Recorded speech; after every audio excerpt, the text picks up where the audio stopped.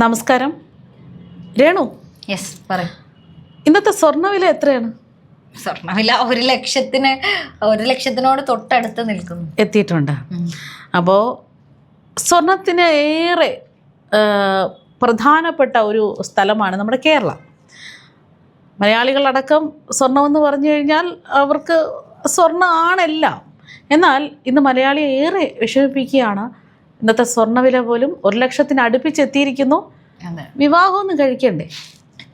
സ്വർണം വേണ്ടല്ലോ അതിന് വിവാഹം കഴിക്കാൻ. അല്ല, വിവാഹം എന്ന് പറയുമ്പോൾ തന്നെ സ്വർണ്ണം ഇട്ട് വിവാഹം കഴിക്കുക, സ്വർണ്ണമാണ് അവിടുത്തെ പ്രധാനപ്പെട്ട ആള് തന്നെ.